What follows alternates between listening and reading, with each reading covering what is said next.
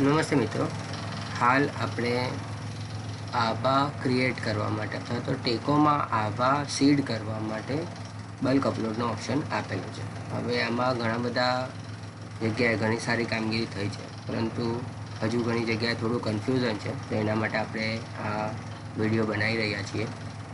હવે તમને એક શીટનું ફોર્મેટ આપવામાં આવેલું છે. એ શીટના ફોર્મેટ પ્રમાણે જ માહિતી હોવી જોઈએ. તો આપણે દરેક શીટમાં કઈ કોલમમાં શું લખવું છે એ આપણે અત્યારે જોઈશું. પહેલું છે ટેકો આઈડી, એટલે કે જે લાભાર્થીનું આભા બનાવવાનું છે એનું ટેકો આઈડી હોય તો એ ટેકો આઈડી લખવાનું છે. પછી છે એસસી આઈડી, એટલે કે સ્ટુડન્ટ આઈડી, જે આપણું CTS અથવા તો એજ્યુકેશન ડિપાર્ટમેન્ટનું 17 ડિજિટનું આઈડી છે, એ આપણે અહીંયા લખવાનું છે. આ બે પૈકી કોઈ પણ એક આઈડી ફરજિયાત છે, એટલે કાં તો ટેકો આઈડી લખવું કાં તો સ્ટુડન્ટ આઈડી લખવું. કોલમ કોઈ પણ ડિલીટ કરવાની નથી, કોઈ પણ ફેરફાર કરવાનો નથી, કોઈ બોર્ડર બનાવવાની નથી. ઘણી બધી વખત ટેબલમાં બોર્ડર બનાવી અને અપલોડ કરવામાં આવે છે તો એરર આવે છે, એટલે આ વસ્તુ ખાસ ધ્યાન રાખવાનું છે. આ બેમાંથી કોઈ પણ એક આઈડી ફરજિયાત છે. લેટ્સ સે કે ટેકો આઈડી છે તો ટેકો આઈડી લખો, સ્ટુડન્ટ આઈડી નથી તો બ્લેન્ક રાખો, પછી આગળનું લખો. બીજા સભ્યનું ટેકો આઈડી નથી પણ સ્ટુડન્ટ આઈડી છે તો એ લખો અને પછી આગળની ડિટેલ કરો. ત્યાર પછીની જે 4 કોલમ છે, નેમ, DOB, જેન્ડર અને આધાર નંબર, આ બધું આધાર કાર્ડમાં જે લખેલું છે એ જ લખવાનું છે. માનો કે નામમાં આધાર કાર્ડમાં સરનેમ પહેલાં લખી છે તો અહીંયા પણ પહેલાં લખવાની છે. આધાર કાર્ડમાં ફ્રન્ટ ઉપર જે લખેલું છે, જે દેખાય છે એ નામ અહીંયા તમારે ઇંગ્લિશમાં લખવાનું છે. આટલી વસ્તુ ખાસ ધ્યાન રાખવાની છે. જો ફર્સ્ટ નેમ ને લાસ્ટ નેમ જ હોય, એટલે કે સરનેમ જ હોય તો એટલું જ લખવાનું છે. ફર્સ્ટ નેમ પહેલાં હોય તો પહેલાં લખો, લાસ્ટ નેમ પહેલાં હોય તો પહેલાં લખો. પરંતુ આધાર કાર્ડ ઉપર જે નામ અંગ્રેજીમાં છાપેલું છે એવું સેમ ટુ સેમ નામ અહીંયા આપણે લખવાનું છે. આધાર કાર્ડમાં જે જન્મ તારીખ લખી છે એ જન્મ તારીખ આપણે અહીંયા લખીશું. આધાર કાર્ડમાં મેલ ફિમેલ જે લખેલું છે તે પૂરેપૂરું, મેલ હોય તો MALE મેલ, ફિમેલ હોય તો FEMALE ફિમેલ લખવાનું છે. બાળ આંકડાનો આધાર નંબર નાખવાનો છે જે આધાર કાર્ડ પર છાપેલો છે.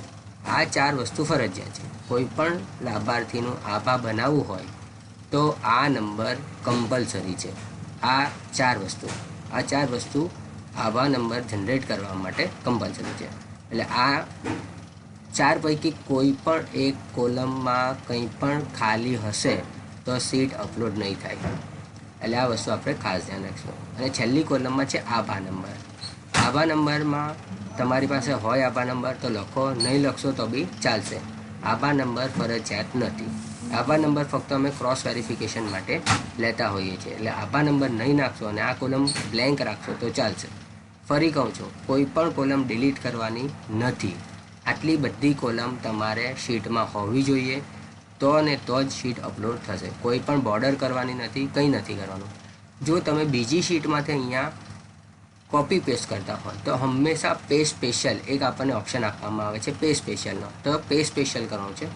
અને કદાચ નંબર, જેટલી જગ્યાએ નંબર છે, સ્ટુડન્ટ આઈડી છે, ટેકો આઈડી છે, આધાર નંબર છે, તો ત્યાં જ્યાં નંબર છે તો ત્યાંમાં ફોર્મેટમાં જઈ અને તમે નંબરનું ફોર્મેટિંગ કરી શકો છો. ખાસ કરીને આધાર નંબરમાં કદાચ કોપી પેસ્ટ કરતી વખતે પ્રશ્ન આવે તો તમે ફોર્મેટ સેલમાં જઈ અને નંબર્સ કરી ડેસિમલ 0 કરી અને ઓકે કરશો એટલે એ ફોર્મેટમાં, નંબરવાળા ફોર્મેટમાં આધાર નંબર આવી જશે. જ્યારે આપણે કોપી પેસ્ટ કરતા હોઈએ ત્યારે આ પ્રશ્ન થાય તો આપણે કરવાનું છે. આ રીતે કરી શીટને નામ આપી અને શીટ સેવ કરવાની છે.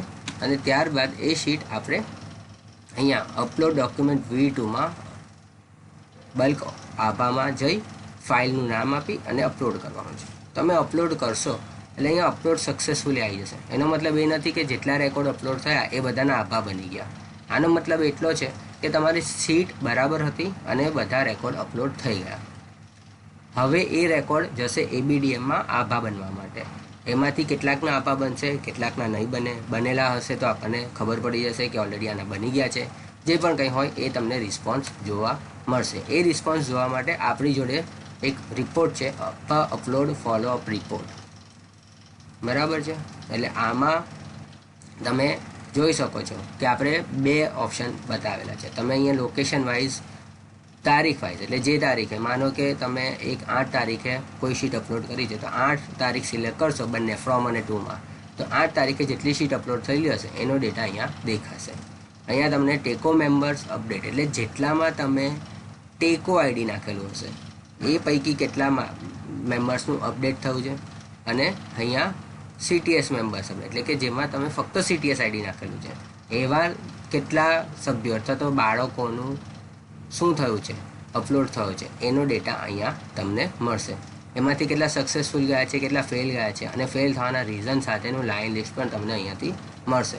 એટલે આ રીતે આપણે સિમ્પલ કામગીરી કરવાની છે. ઘણી બધી વખત ઘણા બધા લોકો એક્સેલ શીટ મોકલે છે જેમાં બોર્ડર હોય છે અથવા તો ફોર્મેટ બરાબર નથી હોતું અને એના કારણે શીટ અપલોડ થઈ શકતી નથી. તો આ વિડીયોમાં જણાવ્યા પ્રમાણે જ આપણે શીટ બનાવી અપલોડ કરીશું તો ચોક્કસથી આ કામગીરી આપણી સરળતાથી થઈ શકે છે. બીજું, ઘણા બધા લોકો એક સાથે શીટ અપલોડ કરશે તો NHAમાંથી રિસ્પોન્સ આવતા સમય લાગશે. એટલે તરત ને તરત કદાચ આભા જનરેટ ના થાય, 24 કલાક પણ થઈ શકે છે. સર્વરની સ્પીડ ઉપર અને કેટલો ડેટા અપલોડ થાય છે એના ઉપર બધું ડિપેન્ડન્ટ છે. એટલે એ ડેટા તરત જ આભા બની જશે એવું જરૂરી નથી, પરંતુ જેટલા પણ આભા બનશે એ તમામ રિપોર્ટમાં રિફ્લેક્ટ થશે. એટલે તમે ગમે ત્યાંથી અહીંયાથી પણ જોઈ શકો છો, PMFCTમાંથી પણ જોઈ શકો છો, બીજા કોઈ આભા રિલેટેડ રિપોર્ટ્સ હોય એમાંથી પણ તમે જોઈ શકો છો. પરંતુ વધારે ડેટા અપલોડ થવાના કિસ્સામાં થોડોક સમય લાગી શકે છે. Thank you.